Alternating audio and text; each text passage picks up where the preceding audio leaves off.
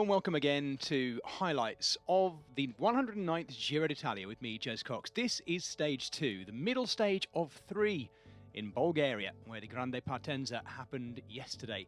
And it's actually this middle stage that's potentially the most interesting because of the climb right in the middle, the Vratnik Pass, which follows the Bayala Pass as well. Actually, nice conditions for the start in Burgas, where they finished stage 1 yesterday, which had seen Paul Magnier take both the win and the Maglia Rosa as well. These were the jersey wearers, Diego Sevilla building himself a nice King of the Mountains lead in the blue, and the Cyclamino jersey being looked after by Tobias Lund. So in pink, the Frenchman, the 22-year-old Frenchman from Soudal Quickstep, Paul Magnier, riding out in pink for the first time in this Giro d'Italia to start stage 2. And watch this, we were expecting a big battle to get into the breakaway on this day, but there was only, and I can confirm, only one team up for it. Polti Visit Malta. Diego Sevilla, the King of the Mountains, jersey wearer, off in the break and taking with him his teammate too, Mirko Maestri, the Italian. Second day in a row where we'd had an Italian alongside Diego Sevilla. Jonas Vingegaard had a bike change early on, no great panic though, and we were riding towards the first intermediate sprint point of the day in Sleven. It was Diego Sevilla who started the day in 5th place on GC, 6 seconds down, taking the 12 points there. Paul Magnier getting 5. Don't forget, at the Cyclamino sprint every day, there are no bonus seconds, just points for that Cyclamino jersey. Well, then we moved on to the exact reason why Diego Sevilla was in the breakaway. The climbs. The two big climbs in the middle of the stage, the Bayala Pass and then the Vratnik Pass. And that is where the rain started. It started just lightly at first, but then it actually started getting quite nasty.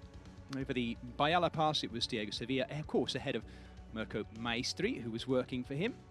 Ryan Mullen, by this stage, the Irishman for NSN, had started doing all the work. I say all the work, most of the work, if not all of it, on the front as well. The former Irish champion for NSN doing a great job. Of course, thinking about their chances today as well, the likes of Ethan Vernon and probably Corbin Strong, a good pick for an uphill finish as they had at the end of this stage. So across the Vratnik Pass, the high point of the day at 915 metres, it was Diego Sevilla again, ahead of Mirko Maestri. By this point, his Melissa bike were aiding the chasing too. It was Tim Rex who led across just ahead of Ben Zwiefhoff, and we were seeing some of the fast men being dropped. Arnaud Delis, one of them. Alan Blikra also dropped on the ascent of the Vratnik Pass, and then we started the descent. Here, it had started to dry out, but behind, where the peloton was still on the climb, Paul Magnier doing what he could to keep his hands warm. They were caught with 27k to go, the Polti Visit Malta duo, and then this terrible crash happened, as you can see, with 23k to go. Trust me, it was nasty. Lots of riders down, and it meant that the race itself had to be paused, and in amongst that, some pretty nasty injuries too. We were starting to get news, as they went through the Red Bull sprint point as well, that Jay Vine was out of the race, and Adne Halter too. Also hearing that Adam Yates was held up behind and a long way down as well. Well, we came on to the Lyaskovets Monastery Pass after the Red Bull kilometre. And it was none other than Jonas Vingegaard on debut in this race, attacking too.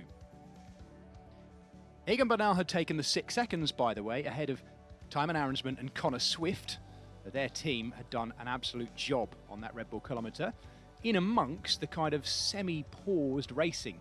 Well, this is what happened, though, when they came back into Veliko Tarnovo. This leading group, Jonas Vingegaard, in company of Lennart Van Eetvelt and Giulio Perezzari, but they were caught just coming around the final bend. Really, they were just looking at each other too much. And the big lead-out was coming from the Astana riders in here too. Guillermo Silva popping off the wheel as well of his teammate who'd done a brilliant job with the lead out. The Uruguayan coming to the line, being challenged by Florian Stork. But Silva, with a massive step up in his career, winning stage 2. And by this time, we knew he'd be taking over the Maglia Rosa as well, the lead of the Giro d'Italia. And there it was on the line after a really difficult day. Guillermo Silva of Uruguay, for XDS Astana taking the way ahead of Florian Stork and Giulio Ciccone sprinting so well at the end. And there was the GC for the pink jersey, Guillermo Silva taking over the race lead ahead of Stork. What an impactful day, not just for today's new leaders, Paul Magnier, by the way, hanging on to the points jersey. But also for those who maybe would have challenged. Magnier hangs on to Ciclamino, and Diego Sevilla has added even more points to the King of the Mountains competition. Surely it's not going to go like this for him throughout the whole race. He'd already won the King of the Mountains at Tirreno Adriatico this year. Silva, of course, leads the best young riders standings.